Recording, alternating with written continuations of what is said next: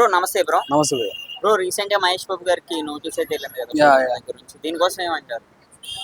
ఏమంటారంటే ఇప్పుడు ఏంటంటే ఒక 6 lakhs దాకా ఆయన ప్రమోషన్ గురించి తీసుకున్నాం అనమాట. శ్రీ సాయి సుధా డెవలపర్స్ ఇది సంథింగ్ ఏదో అనమాట. అవును, విత్ ఫ్యామిలీ తోటి ప్రమోషన్, బ్రాండ్ ప్రమోషన్ ఏదో ఉంది సంథింగ్. ఓకే, అదేంటంటే మనం ట్యాక్స్ అనేది ఒకటి ఉంటుంది అనమాట. ఆ ట్యాక్స్ కట్టాలి అనమాట. అంటే ఇన్కమ్ ట్యాక్స్ వాళ్ళకి మనం ఇన్ఫర్మేషన్ ఇవ్వాలి. ఇలా నాకు ఇంత డబ్బులు వచ్చింది, దాంట్లో ఇంత పర్సెంటేజ్ అని చెప్పి 1 lakh ఇంత సంథింగ్ ఏదో ఉంటుంది. అలా అంటే ట్యాక్స్కి పంపాల్సి వస్తుంది అనమాట. అది ఆ క్లారిటీ అనేది సరిగ్గా లేక కొద్దిగా ఇష్యూ ఏదో అయింది అంతే, అంతకుమించి.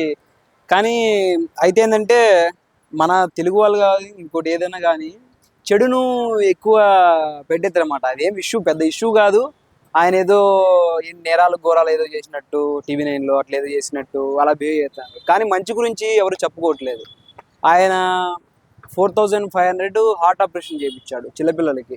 అలాగే దత్తత తీసుకున్నాడు. ఎంతో మంది చిన్నపిల్లల్ని దత్తత తీసుకొని, మన శ్రీమంతుల్లో ఒక ఊరిని దత్తత తీసుకుంటారు. అలాగా ఆయన ఒక ఊరిని కూడా దత్తత తీసుకున్నారు.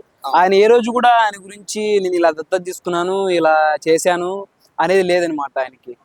అలాంటి చెడునైతే ఇంత త్వరగా చెప్తున్నారు, మంచిని ఎందుకు మీరు బయట పెట్టట్లేదు? తెలుసా అసలు ఈ విషయం? ఎవరికి తెలియదు, చాలా మంది తెలియదు అని నా అభిప్రాయం. అది మంచి పద్ధతి అయితే కాదు. అదేదో జస్ట్ ఇంట్రాగేషన్ చేసి ఏంటి డబ్బులు ఎంత వచ్చింది, ఏంటి సంగతి, దాంట్లో ట్యాక్స్ ఎంత పోవాలి, ఏంటి కథ అని చెప్పి అది కూడా చేసి వదిలేతే తప్ప ఏదో ఆయన ఏదో క్రైమ్ చేసినట్టు నెగిటివ్ ఇవన్నీ తీసుకురావడమే తప్పు. అంటే విచారణకి ఈ నెల 27వ తారీఖున రమ్మన్నారు. యా. ఒకవేళ వెళ్ళే అవకాశం ఉందా లేకపోతే లాయర్ వెళ్ళే అవకాశం ఉందంటే ఆయన కంపల్సరీ, ఆయన రిక్వైర్డ్ ఉంది అక్కడ లొకేషన్లో, కంపల్సరీ రిక్వైర్డ్ ఉందని చెప్తే ఆయన కంపల్సరీ వెళ్ళవలసి వస్తుంది. ఎందుకంటే చట్టం ఎవరికైనా చట్టమే, అది ఎవరైనా సరే. కానీ ఆయన మంచి మనిషి. అంత ఆయన బిజీ షెడ్యూల్ ఆయన ఉంటాడు. ఆయన కోర్టుకి వెళ్ళి ఏదో చేసేంత అంత నేరం అయితే చేయలేదని నా అభిప్రాయము. ఇప్పుడు లక్షల్లో కోట్లలో సంపాదించారు చాలా మంది ఉన్నారు. అవి ఇంకా బ్లాక్ మనీ అలా వెళ్ళిపోతున్నాయి. ఈయన ఏంటంటే కొద్దిగా బయటికి తెలిసేలా ఉన్నాడు అంతే, అంతకు మించి ఇంకేం లేదు. బ్రో. అది ఒకటి, అల్లు అర్జున్ గారు కూడా ఒక కాలేజ్ ప్రమోషన్ చేస్తే ఇప్పుడు ఆయన మీద కూడా కేసు నమోదు అయితే చేశారు పోలీసులు. దీనికోసం ఏమంటారు? మరి ఆర్టిస్ట్ని, మన కళాకారుల్ని ఎందుకు ఇలా చేస్తున్నారో నాకైతే తెలియదు. మరి అంటే డబ్బులు ఎక్కువ సంపాదిస్తున్నారని ఇంకోటి తెలియదు. మరి బిజినెస్ మ్యాన్స్ వీళ్ళు అంటున్నారు.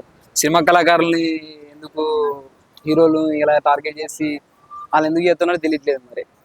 అసలే బ్రో, ఇప్పుడు ఏ ఇష్యూ జరిగినా సరే ఈ మధ్యన తెలుగు ఇండస్ట్రీ మీద పడడం అనేది చాలా కామన్ అయిపోయింది ప్రతి ఒక్కరు కూడా. అసలు ఎందుకని తెలుగు హీరోస్ ని ఇలా టార్గెట్ చేస్తారు? తెలుగు హీరోస్ అంటే ఏంటంటే వాళ్ళు కళాకారులకి, నాకు తెలిసి నేను కూడా సినిమా అంటే ఇష్టము, ప్రేమ. సినిమా వద్ద ప్రేమతో కూడా చెప్తున్నాను.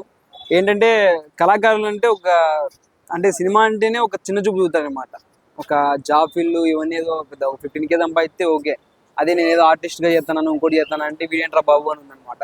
ఆ ఆర్టిస్టులు వీళ్ళు ఏదో చేసేసి సంపాదించేస్తున్నారు అంటే ఫ్రీగా వచ్చేస్తాను అనుకుంటారు అన్నమాట జనాలు. దాని వెనకాల, సినిమా వెనకాల ఎంతో మంది కష్టాలు ఉన్నాయి, చాలా ఉన్నాయన్నమాట. ఎంతో మంది కష్టాకారులు, టెక్నీషియన్స్, మేకప్ ఆర్టిస్టులు అందరూ కష్టపడితేనే ఆ సినిమా అనేది బయటకు వస్తుంది. అది చాలా మంది తెలియదు. అంటే బయట వేరే వాళ్ళ ఫీలింగ్ ఏంటంటే ఇండస్ట్రీ మీద ఎందుకు పడుతున్నారంటే వీళ్ళు ఏదో రంగులు వేసుకొని సంపాదించుకుంటున్నారు. దాని వెనకాల చాలా కష్టం ఉంది.